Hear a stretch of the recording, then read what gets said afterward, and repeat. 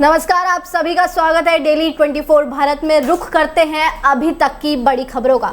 चुनाव में वोट पाने के लिए जनता के पैरों में झुकने वाले नेता अब जनता की तकलीफ पर सीना तान कर बोल रहे हैं। जी हां, मध्य प्रदेश के सीधी जिले में सड़क बनवाने के लिए 1 साल से संघर्ष कर रही लीला साहू के वायरल वीडियो पर बीजेपी सांसद राजेश मिश्रा सलाह दे रहे हैं कि डिलीवरी डेट बता दो, उठवा कर अस्पताल में भर्ती करवा देंगे। वहीं पीडब्ल्यूडी मंत्री ने कहा है कि अगर सोशल मीडिया पर कुछ भी पोस्ट कर देगा तो क्या हम वहां सड़क बनवा देंगे। हर चीज के नियम होते हैं, ऐसे तो हर कोई वीडियो बनाकर समस्या बताने लगेगा। मध्य प्रदेश के सीधी जिले में गर्भवती महिला लीला साहू ने 1 साल पहले एक वीडियो बनाकर अपने गांव तक सड़क बनवाने की मांग की थी। तब उन्होंने आश्वासन दिया गया था कि सड़क जल्द बन जाएगी। समय बीतता गया लेकिन सड़क नहीं बनी, तो एक बार फिर लीला एक्टिव हुई। इस बार फिर वीडियो बनाकर नेताओं और प्रशासन को चेताया। उन्हें लगा कि संवेदनशील सरकार उनकी बात सुनेगी, लेकिन जवाब में जो कुछ मिला इसका अंदाजा शायद किसी को ना होगा।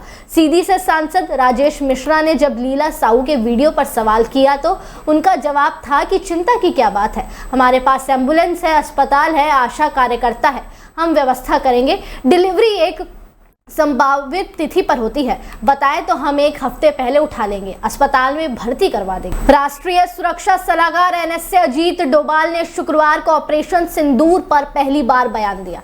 उन्होंने कहा कि कई विदेशी मीडिया ने पाकिस्तान के खिलाफ भारत की कार्रवाई पर सवाल उठाए, भारत के नुकसान की खबरें चलवाई। उन्होंने कहा कि विदेशी मीडिया कोई भी फोटो या सैटेलाइट इमेज नहीं दिखा पाया, ना बता पाया कि नुकसान क्या हुआ है। डोभाल ने ये बात शुक्रवार को आईआईटी मद्रास के दीक्षांत समारोह में कही।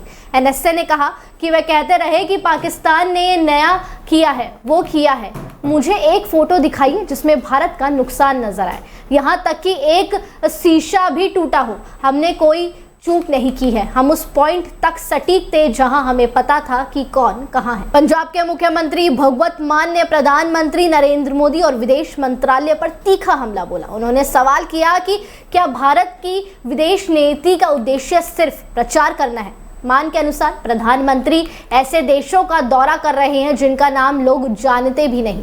मान ने व्यंग करते हुए कहा कि जब प्रधानमंत्री 2 देशों के बीच युद्ध रोक सकते हैं तो पंजाब और हरियाणा के मुद्दे के बीच क्यों नहीं आते। ये सवाल भारत के आंतरिक और बाहरी नीति के संतुलन पर भी ध्यान आकर्षित करता है। विदेश मंत्रालय ने इस पर प्रतिक्रिया देते हुए मान की टिप्पणियों को गैर जिम्मेदाराना और खेदजनक बताया है। ये बयान केवल भारत के कूटनीतिक दृष्टिकोण को चुनौती देता है, बल्कि राजनीतिक विमर्श में भी नई बहस को छेड़ता है। मान ने 2015 में प्रधानमंत्री नरेंद्र मोदी की अचानक पाकिस्तान यात्रा का जिक्र करते हुए कटाक्ष किया। उन्होंने कहा कि आम नागरिक पाकिस्तान नहीं जा सकते, लेकिन प्रधानमंत्री बिना बुलाए बिरयानी कहाने पहुंच जाते हैं।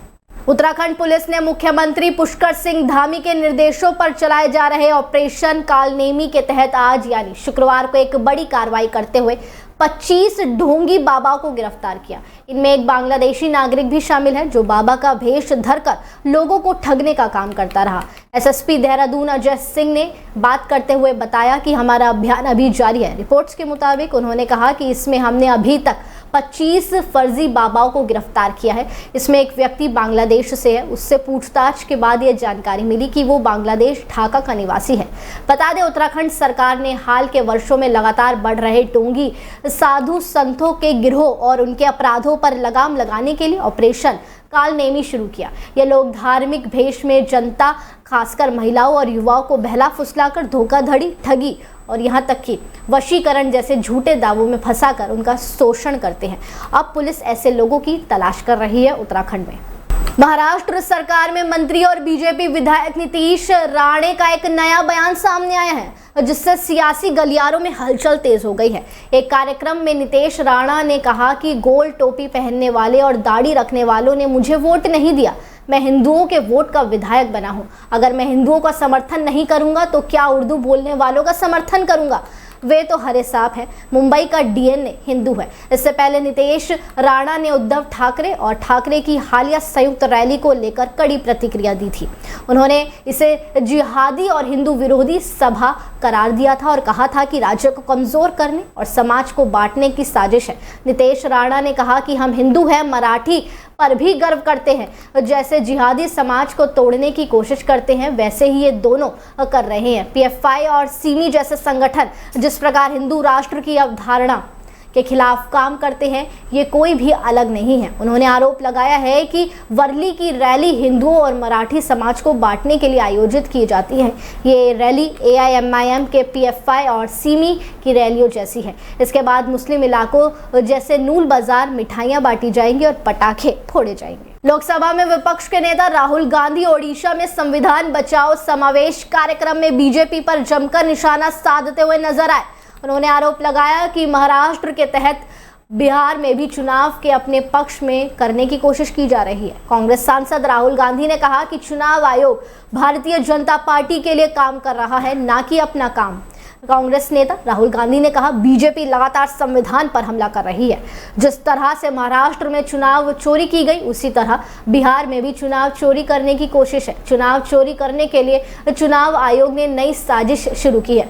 महाराष्ट्र में लोकसभा और विधानसभा चुनावों के बीच 1 करोड़ नए मतदाता सामने आए, लेकिन कोई नहीं जानता ये मतदाता कौन थे और कहां से आए। हमने चुनाव आयोग से बार बार कहा कि हमें वोटर लिस्ट दी जाए, हमें वीडियो दी जाए, लेकिन चुनाव आयोग ने ये नहीं किया। ये लोग बिहार का चुनाव भी चुराना चाहते हैं, लेकिन हम ऐसा नहीं होने देंगे।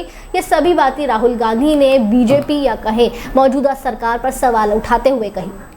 भारत के मशहूर कॉमेडियन कपिल शर्मा के कैफे पर कनाडा में फायरिंग की खबर ने सभी को चौंका दिया है। इस घटना का एक वीडियो भी सामने आया है, जिसमें हमलावर कार से पिस्तौल निकालकर ताबड़तोड़ फायरिंग करता दिख रहा है। इस घटना में नाम सामने आया है हरजीत सिंह उर्फ लाडी का। वो पंजाब के नवां शहर जिले गांव गरबधाना का रहने वाला है। लाडी के पिता का नाम कुलदीप सिंह बताया जा रहा है। नेशनल इन्वेस्टिगेशन एजेंसी एनआईए के मुताबिक लाडी खालिस्तान समर्थक मॉड्यूल का एक्टिव मेंबर है। बब्बर खालसा इंटरनेशनल जैसे संगठन के विदेशी आकाओं से जुड़ा है। एएनआई आपको बता दें कि सूत्रों के मुताबिक हरजीत सिंह उर्फ लाडी को फरार आतंकवादी घोषित कर रखा है और उस पर 10 लाख रुपए का इनाम है।